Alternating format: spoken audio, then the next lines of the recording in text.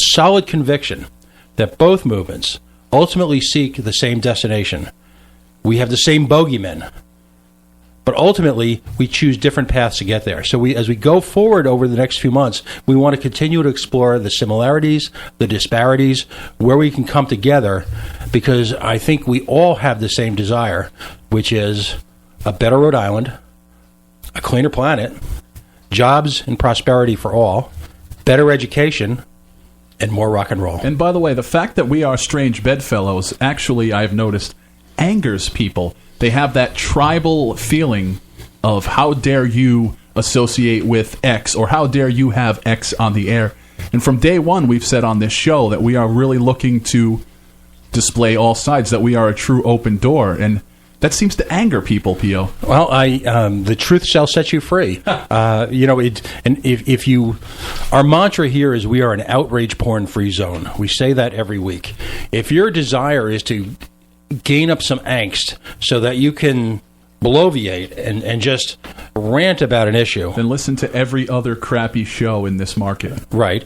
And really just achieve nothing other than some sort of spent feeling of righteous indignation. And having to listen to 26 Alex and Ani commercials. Right. Then go for it. I mean, there's plenty of that out there. On the other hand, if you're seeking a true evolution of ideas, what's right and what's wrong, what works for you individually and what works for us as a group here, then listen to our show and listen to our guests.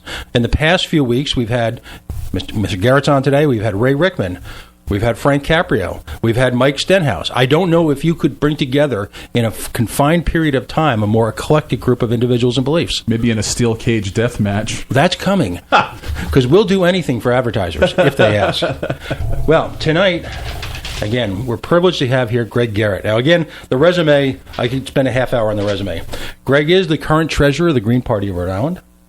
He's one of the founders of the National Green Party and was a seminal figure in the early days of the Maine Green Party.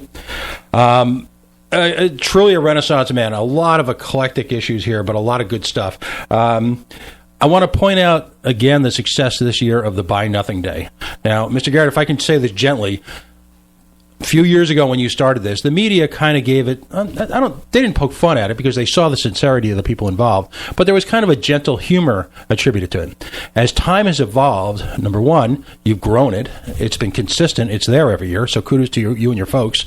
Number two, people have come more to realize, partially through your efforts with this event, the impending death spiral that the Rhode Island economy has, because as we see our neighbors showing up not to give coats but to get coats, all of a sudden it's become a humanized real issue for people here in Rhode Island. We see our neighbors, our friends, people we go to church with, people we have the odd beer with, people we rock and roll with. We see them in that position, and then we realize it could be us. So congratulations for that. You're also involved with the prosperityforrhodeisland.com, where I believe you blog actively. You also blog on Rhode Island Future. See there, Mr. Plain? We're giving you a plug again this week. Okay, as well as being as a coordinator for projects for the Environmental Council of Rhode Island. Welcome to our show. Well, thank you. I'm glad to be here. A question for you. If you were to sum up, I'm going to ask you to give your State of the Union for the progressive movement here in Rhode Island. Okay. What is the state of the progressive movement here in Rhode Island? It's a mixed bag. There's some things like Occupy that changed how we think about things. There's groups like the Coalition for Transportation Choices making real good progress on getting people to think about how we fund transit. But generally, things aren't great. You know, if you look at the actual world, poverty's worse. We have less democracy. We have continued environmental problems. And yet there's also lots of positives, like, you know, there's more farming going on, and, you know, we're doing what we can for fish runs, and, you know, solar energy is continuing to grow, and we may get some wind farms. But, you know, with climate deniers continuing to manipulate, and I think the thing that we do the worst is we let the people who invented the term business climate beat us all around the head. Mm-hmm. Elaborate on that. I know in reading some of your blog posts, you in a sense, again, gently make sport of the fact that folks talk about 1% to 2% of economic growth, when in fact you would point out rather persuasively that we're actually in sort of a negative spiral here. Well, there's two different things there, and I'll get to both of the concepts. The first one is that if you look at actually how much growth there is in the economy, we really don't have any. In 2011, 121% of all the growth in income in the United States went to 1% of the population, which means everybody else on average got poorer by 0.6%. So, the second through 10th percentile, they didn't do badly either. So in reality, the other 90%, almost all of us got significantly less, resources. And wages have been stagnant for 40 years, ever since we decided we were going to become a debtor nation and a free trader. They went off the gold standard, and, I'm not a gold standard bug, I don't care. But the free trade regime has been devastating to the American economy. And it hasn't really helped all that much elsewhere. Even if it's brought, 1 billion people out of poverty, it's made the poverty of a billion people worse. Mm-hmm. So you've got that, and so they're really, if you look at the actual growth of income, just the dollars, all of the dollars that we're seeing in the economy that are new are basically funny money. They're not actually based on a better use of natural resources, a better use of labor. It's just, the rich have managed to figure out how to steal more. And so that's all that we're seeing as growth. What that leads to is, because there's really no place to invest money that you get real growth, you're not going to make a killing and as a society, you're not going to make a killing in computers or cars or textiles. There's nothing that's really going to lift all the ships anymore in the West, and that's how you really need to do it. And if you're going to do that, you can make a fortune if you come out with a car that everybody wants to buy. But now you can make a fortune from doing software, and you don't create hardly any jobs. So that's kind of that. Those are the changes. The conditions are so different. But what they do then is they say, okay, in order to grow the economy, we have to do exactly what rich people tell us to do. That is the entire nature of the business climate. Who funds the studies that give you the business climate? The Walton family and the Koch brothers are the key funders of a lot of the quote-unquote think tanks. They're mostly stink tanks.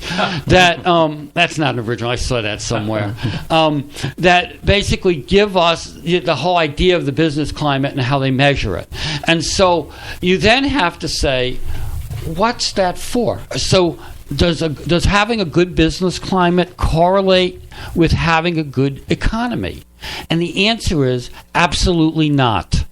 There is no correlation whatsoever between ranking high on these business climate surveys and having a good economy. It does. The only time it does, and this is one of the key problems with these things, is a lot of these business climate reports factor in how strong is your economy, and when they determine what your business climate is. Mm-hmm. So that Massachusetts can rank 47th in how they like their regulations, but because they have some venture capitalists and they have economic growth that's 2%, when the national average is 1.8 or something like that, Massachusetts gets really high marks. It's really, and that's because the economy's doing well. So it's a circular reasoning, and then it's basically saying, okay, if you want to, cutting taxes for the rich gets you, automatically a much higher rating in these things. And, if you have a country that's not investing in infrastructure sufficiently, not investing in education sufficiently, making sure every student comes out of college with massive debt, then what are you really doing? So these kinds of so they tell us that, and then they say, okay, we want deregulation. We want to cut taxes for the rich, and all the rest of that can go. And then we want deregulation because we don't want to have to obey the Clean Water Act, or we don't want to have to clean up the air pollution that we're causing. And climate, it's not changing. We deny that, and that is exactly where the business climate ratings are coming from. People who are denying climate change, who are denying equality. I mean, even the Pope has called them out on this inequality.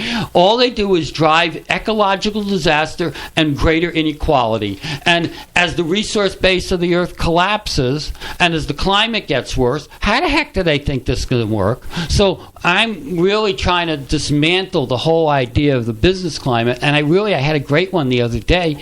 I went to a little confab, and this guy who used to work at the Economic Policy Council in Rhode Island, Kip Bergstrom, and we clashed on things like building a megaport at Quonset. So we've been kind of nemesis for 15 years, and he's now the Assistant Director of Economic Development for the state of Connecticut. Mm-hmm. So he's over in Connecticut these days. But he came to this little confab I was at, and we started talking just at the snack table about the business climate.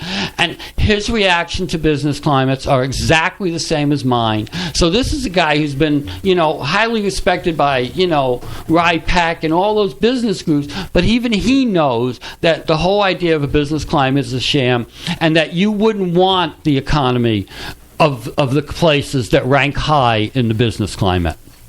I'm going to read a quote of yours from one of your writings. There are many levers that can be pushed to create more economic growth, but the one thing economic growth is unable to survive is ecological collapse. The loss of soils, clean water, forests, fisheries, and biodiversity, combined with the fires, droughts, floods, climate change, is eating up all the actual growth, and many people are ending up poorer, even if a few are in the cities are getting richer. Can you give us some examples of A, that, and B, what you would do? One of the tools that people have been talking about for a long time is the concept of full cost accounting. Mm-hmm. We do not do full cost accounting in this country. I'll give you the example I've used for literally 25 years is if you have a factory, and I lived in Maine, so I know a lot about paper mills. Mm-hmm. So you have a paper mill, and you're making paper, and you're paying union wages, and, everybody in town's got a new pickup truck, except for the people who can't work at the mill. And, but that mill, you walk around a paper mill town, and it stinks. I used to live downwind of one on cloudy days when it was, when it was like a rain. The wind would come from that direction. I'd throw up when I walked out the door in the morning from the stench. And so you've got that, and you've got all the stuff going in the water, and stuff that comes out of smokestacks. And so what happens if kids get cancer from those chemicals? Or when they get cancer. When. Because I worked in a paper mill town one summer. I fixed the cemetery records. And I tried to interview old people in town to see where burials were. And some of the old women were still alive. And every one of them, their husband had worked in the mill and had died of cancer. So we know that this stuff kills. And so, but I use the example of kids, because if you get kids, people are going to do everything they can to keep these kids alive, except clean up the pollution. So if it costs $500,000 to cure this kid, and the kids get cured, for each kid. So your local hospital or your regional cancer center, somebody paid $500,000 to cure this kid. So they just say, $500,000 added to the gross domestic product. Well, really, that's $500,000 that could have done something useful instead of fixing a problem. Mm-hmm. That we created. So that's what full cost accounting looks like. If you go to China, China is banging with the 7% growth instead of 10%. And the reason they're down to 7% is they realized trying to get 10%, all they did was get real estate bubbles and floods. They have got the most devastated ecosystem on the planet, and it's costing them big time and bigger all the time. Also, we can have our $99 iPods. Right. And, I don't have one, so I'm pretty lucky. You also know about things like blood coltan. You know about that? No. Oh, every cell phone on the planet has this little bit of mineral called coltan in it. Okay. And the only place that they're really actively mining this stuff is with slave labor in the eastern part of the Democratic Republic of Congo, which is a complete war zone as the warlords try to maintain control of the coltan mines, and so that everybody can have a cell phone. Yeah, I can tell you one of the people that I miss most in this world is George Carlin, because I think the euphemism for that mineral and a few others is rare earth. They always talk about rare earth. And I think it is one of the rare earths. There are 17 different rare earths. Right. And most of them now are coming out of China. Right. And the U.S. goes crazy every time China says, well, we need to slow down the export of these rare earths because our manufacturing requires it. And we go, that's a restraint of trade. You can't do that to us. Mm-hmm. And it's like, get a clue. There's only so much, and we need to stop, supporting dictators who can do this kind of thing. I mean, one of my a lot of my work is around forests. Mm-hmm. The global forest is disappearing. It's disappearing faster than ever. And you cannot. There's pretty good evidence. One of my favorite writers is Emanuel Wallerstein, and he wrote about the world system of the last 500 years.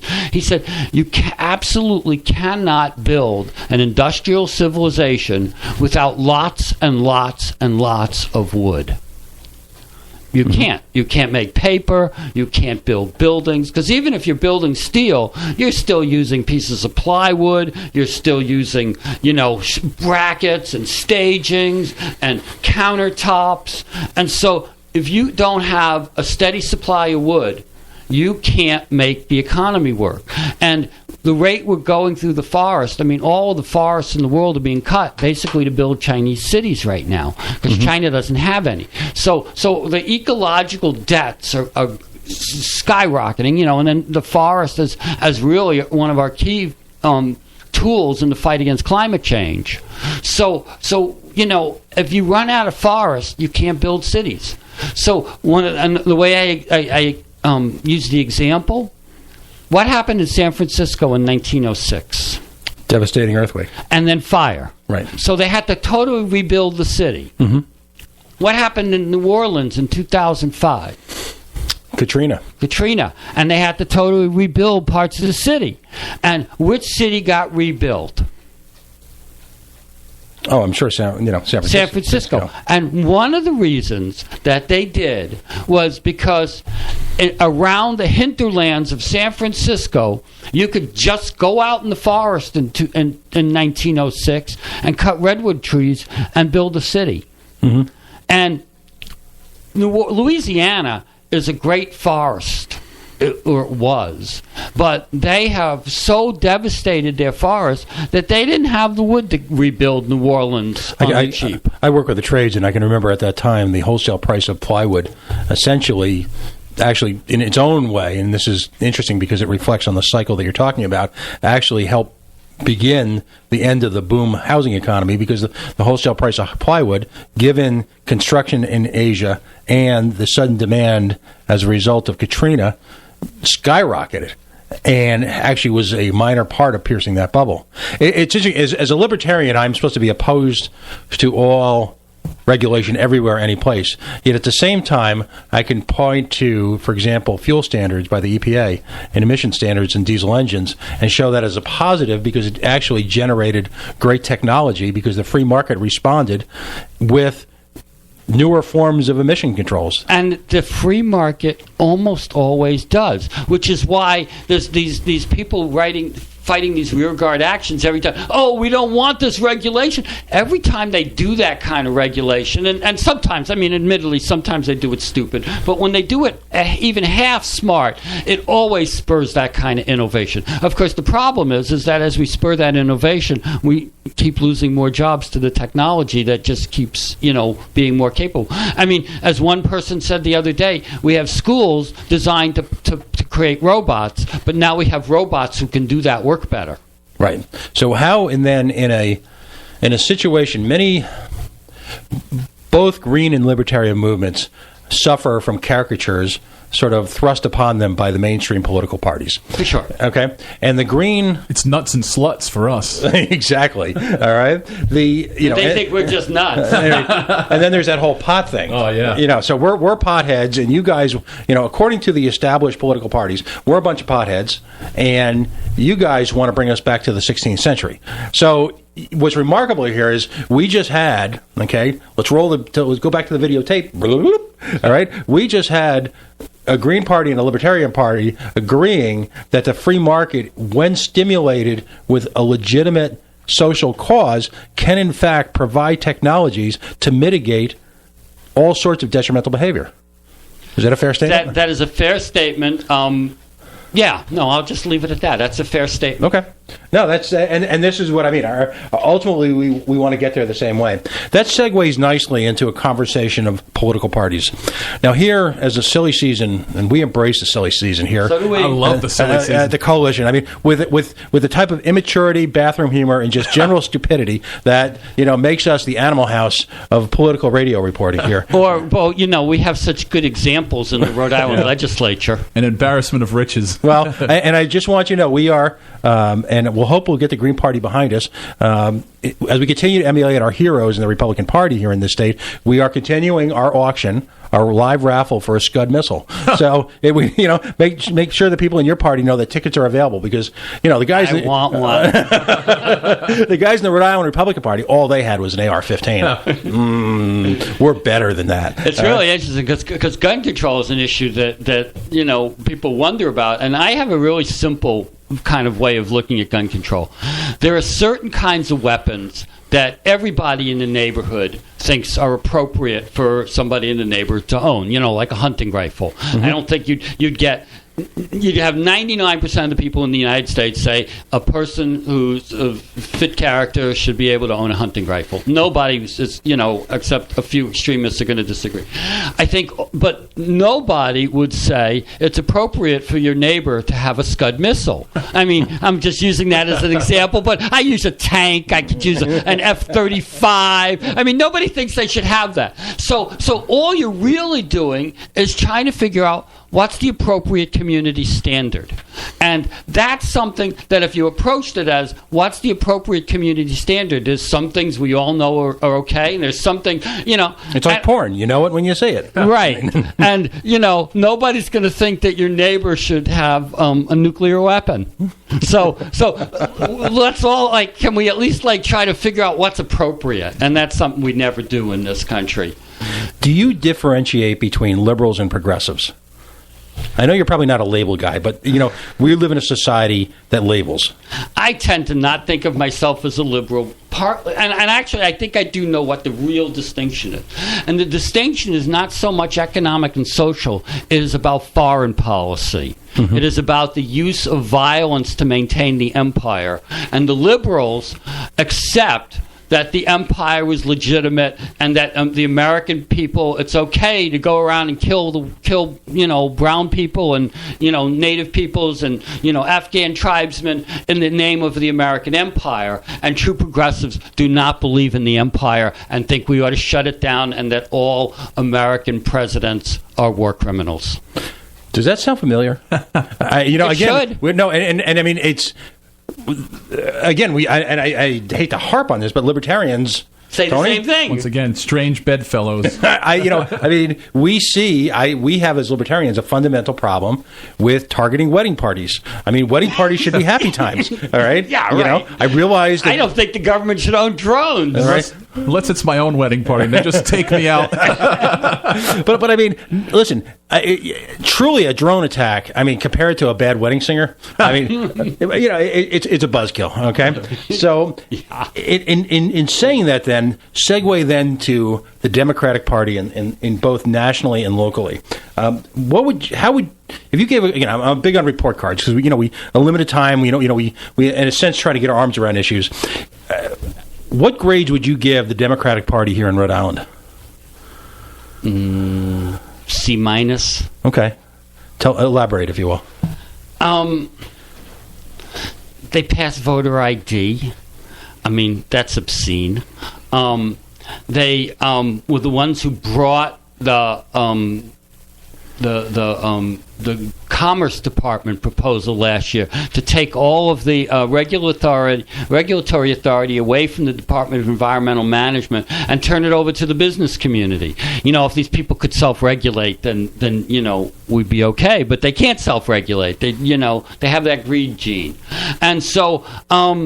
We've got, so they've got this whole, the budgets, what gets cut, why can't they, they keep running away from taxing the rich appropriately, they keep thinking that they should do the business climate thing. So that's what the Democrats are doing. Occasionally, I can't give them an F because they haven't jumped off the cliff yet the way the other side has. And, I kind of like that they passed gay marriage last year. It was about friggin' time, I mean, what took them so long? Right. And their leadership sells out to big business on a daily basis. And they still play the insider game that, and they don't seem to even, a C minus might be way too generous for them. I hear you. Well, I think we're coming up on a break in a minute. We are. We do have to take a quick break. Don't forget to check out coalitionradio.us on Facebook, facebook.com/The Coalition Radio, and on Twitter @coalition_radio. We'll be back in just a bit with a little bit more with Mr. Garrett.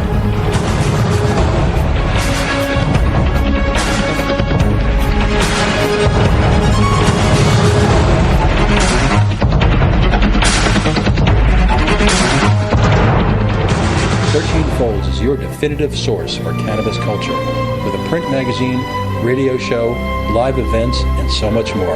Check them out online at 13folds.com. That's the number 13, FOLDS.com. My name is Angel Rach. I'm a mother of 2 teenage children, and I fought all the way to the Supreme Court for the right to use the medicine that saved my life. I've been permanently disabled for 10 years, with an inoperable brain tumor, wasting syndrome, and several other serious conditions. For 4 years, I was in a wheelchair, in so much pain, I couldn't even hug my kids. The hardest part was looking in their eyes and seeing how much they were suffering because of my medical condition. The medicine that gave me my life back and gave my kids their mom back was cannabis, also known as medical marijuana. With medical marijuana, I can walk, maintain my weight, and I can be a mom. Without it, my doctors believe that I would die. To learn more about medical marijuana, contact Marijuana Policy Project at 1-877-JOIN-MPP or on the web at mpp.org. Hey everybody, it's Tony Jones. When I'm not here yakking about politics, I spin records. That's right, if you like good old-fashioned rock and roll radio the way God intended it to be, then tune in to The Tony Jones Show. The information's online at tonyjones.org. That's tonyjones.org. I found a picture of you. Heading out on the town tonight? Be sure to log on to providencenightout.com and don't forget to check their cell phone app. That's providencenightout.com.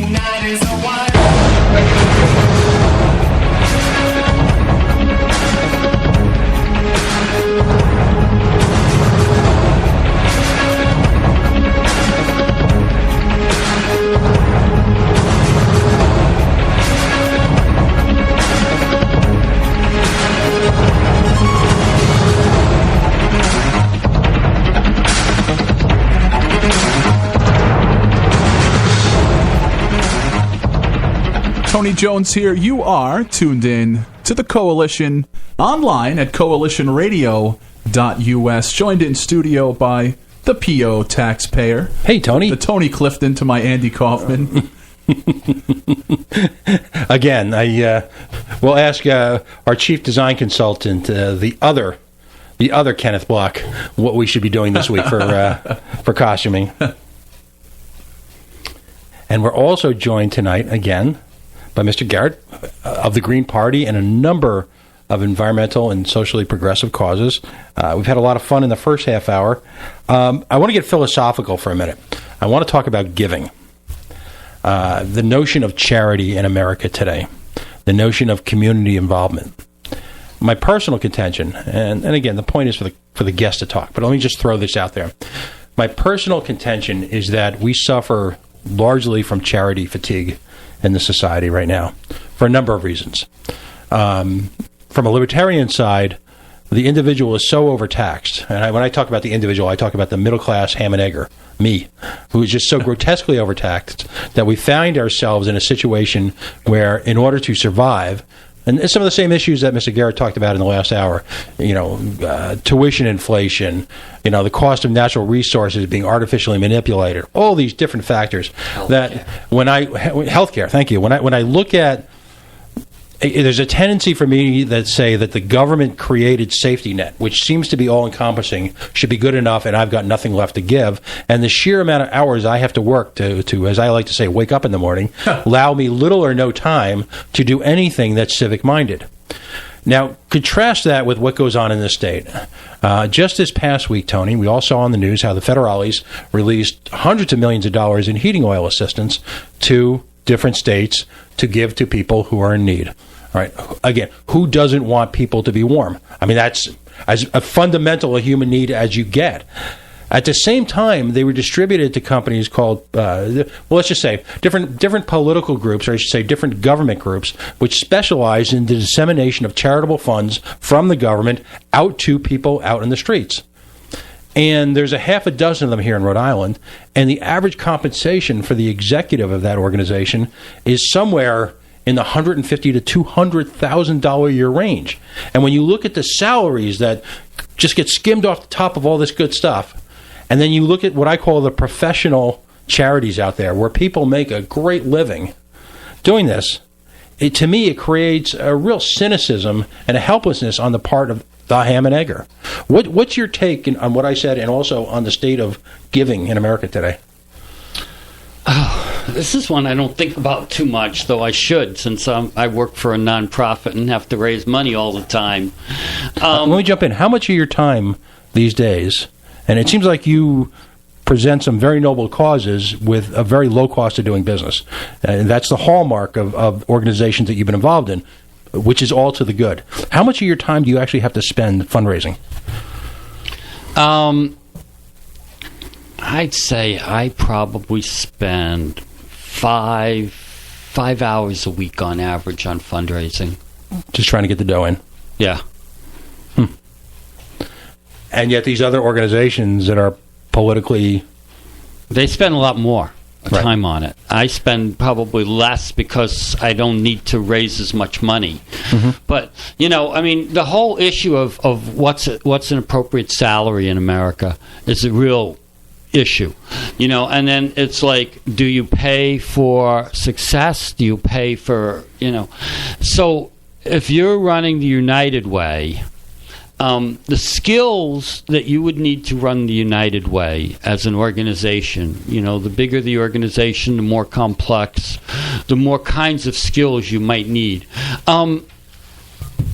That person is probably as skilled as a person in private industry who has the same equivalent job and has to have the same skills and probably went to the same schools. Is it appropriate to pay them the same? Probably they should get a little bit less, and most of them do. So, I don't know how you decide what's the appropriate wage for a nonprofit leader. I tend to think that the healthcare industry is way overpaid, and, most people would until their kid needed the best surgeon in the world to operate on them. that kind of thing. And so how do we decide that? And, and we all love David Ortiz. Big Papi is Superman, and yet he gets $15 million a year. And is anybody worth $15 million a year? And how about the Walton family that gets $100 million a month each? And they make $1 billion a year. I mean, so, where is the beef? The issue the issue of charity is if we have a social contract that no person falls through the cracks, then there's a certain amount of money that needs to go to those people who do not have, job skills that are around in our economy. And it happens that in the last 50 years, and it's only the last 50 years, that we have ever created on Earth an economy that has no place for low-skilled workers. Until 50 years ago, every low-skilled worker, other than people, who can't get out of bed because they're, really disabled, every low-skilled worker could find a job that they could do. It might not pay much, but it paid something.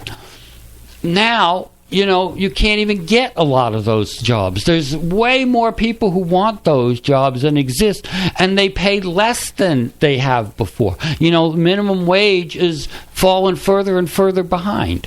So I mean, the issue is, so should the state do this? If you think about, you're overtaxed, you're undertaxed compared to all of the Western democracies that have a better social safety net than the Americans do. Our social safety net is the worst in the industrial world, and our tax rates are lower than everybody. So we have always had the idea that we need private charity to substitute for the government. So we do private charity badly, and we do government badly, and then the poor die in the streets. I mean, that's kind of where we are in this, in that it's not an either or, it's a both and we do both of them poorly. What should, as a libertarian, I believe in private charity, because I believe, as I mentioned earlier in my rant, I believe that the reliance upon government charity has created, to a certain degree, both in the givers and the given to, a sort of a reliance on it. On the other hand, looking at how difficult the economy is for so many people, this week we're facing again a discussion of unemployment benefits. And there are so many moral hazards to that argument conflicting. So in your mind, what is there a way to assign? What's the right mix? How much should private society do versus, because you're right, we spend a fortune in this country, yet at the same time it's so poorly run, so poorly organized, just so poorly executed. That's not actually true.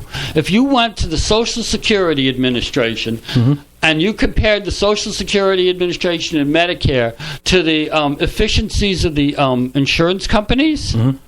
Social Security uses a much lower overhead than they do. So Social Security is 3 to 5 times as efficient. It takes much less overhead, and their workers are, the people who work for the Social Security Administration are reasonably well compensated. They're not like Walmart workers getting food drives for them. Right.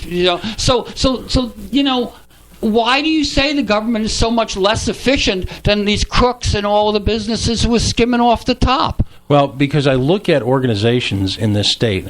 We have one of the few industries left in this state, and we to be fair to you, a few shows ago, we went through the Form 990s and saw what the percentage of executive compensation was to the annual budget of literally over a dozen charities. Well, some of them, as you point out, mine is my salary is almost half mm-hmm. of the annual budget of my organization, mm-hmm. and they pay me $17,000 a year. So our total budget's $35,000, but our percentage, my percentage of pay, right. is a very high percentage. Because we have relatively low rent, and we have only one phone and only one computer, and but you bring up a good point though. What do you say to a Rhode Islander like myself sort of shrugs in disbelief when he sees an organization where because you're clearly not paying yourself well, and you're clearly not doing this out of personal or self-motivation. But when you see an organization, for example, the former head of the Democratic Party in the state ran, I don't know if it's still going, I don't know that much. I tried, in fairness, we got no response, ran an organization that purports to discuss economics and civil literacy to young children, and paid himself $80,000+ a year to do so with very little evidence of any actual work. Right. And some would argue, not I, because I not like that, but some would argue it was almost a political placeholding job. Well, that's what it was. Okay. And so, I mean, that's all it was. And clearly we have those because there are people that we think are going to go do, and what are lawyers other than, so many of them, they run for office, and when they're not in office, they run a law firm, and then it's like when it's time to run for office again, they put their clients to the side and they run for office. I mean, it's like... Or unless you're Gordon Fox and you don't put your clients to the side. Right. You let them pay for you to be the speaker. That's my contention is that you have that percentage of self-dealing, self-interested organizations. It's not the level of compensation. Okay. We pointed out, for example, as an example where someone was fairly paid was a gentleman who runs the Rhode Island Food Bank. Now, clearly, this guy runs... He's over 1,000 employees. Right. It's a huge, and it's a $15 to $17 million operation. And by all accounts, one of the best-run food banks in the nation. And what does he get paid? And he was in the 150s, 170s, right. which was absolutely fair and absolutely... He's a highly trained, well-qualified executive. Right. And so, the examples I would think of, we know which ones are the highest paid, and that's the healthcare industry. Right. And the healthcare industry is sucking money out of every part of the American system. And it's the only growth industry we have, and it's only because, and as it grows, everything else shrinks. I did some great numbers on the healthcare industry. I actually went over them again yesterday. Mm-hmm. It's the healthcare industry right now is 18.4% of the American economy. And the healthcare industry grows 3 times as fast on average as the rest of the American economy. So, if you were if you were to take the American economy, call it 100, so 18.4 is the healthcare, 81.6 is the rest of the economy. If the economy is growing 2% a year and healthcare is growing 6% a year, so what percentage of all of the growth in the American economy is coming out of the healthcare industry? Most of it. 55%. And as a libertarian, you would argue if that growth wasn't on the backs of the American, health paying public, right, combined with a grotesque inflation of the money supply. And how much it prevents people from starting new businesses because they can't afford to be without health care for if they got a sick kid or a sick parent. It's just such a drag on the economy. And yet that is our economic development strategy, is to grow the medical industrial complex. That is a clear economic development strategy in Rhode Island, is we will have more money going into that, even though it bankrupts the rest of the economy. Yeah, and some could argue that in the most recent bailout of the city of Providence, the other economy, the university economy and the healthcare economy, were essentially fire-sold properties in Rhode Island in exchange for a short-term support of a Tavares budget that was bloated in its bureaucracy. Well, every bureaucracy is bloated on some level, and the city of Providence is, had a history of not being the most well-run place in the world. But, it's no better or worse than most of the other governments around. It's no better or worse than most of the corporations around. Big organizations tend to featherbed because they can get away with it because there's money. But, the fact that we the taxpayers are paying a lot to run the city of Providence. Cities always have high taxes. That is the nature of cities, because they provide more services, and they provide services not only to the people who live in the city, but to all the people in the surrounding communities. It just costs more to run a city. Right. I think a lot of taxpayers, if you stepped away and gave them a few days to recover from the most recent property tax bill, would agree if they were reasonable. But on the other hand, I think what folks have an issue here is the quality of the goods and services that are delivered for those high taxes. And most people would agree that you don't have four $30,000 a year prep schools on the east side selling out because the school system is good. I mean, that's that's an oversimplification. Okay, well, let me tell you what's the simplest way to approach how good a school is going to be. Mm-hmm. Income. If you have a school that almost all the children are low income, it will be a low performing school. There is no, you can, if you pile massive resources into one small school with great leadership and hand-picked teachers, you could probably get low-income students to do pretty well, though, they have limited vocabularies just because they're low income. I mean, if the income of the children, the biggest determination of the parents and the children's income is the biggest determination with how kids do in school.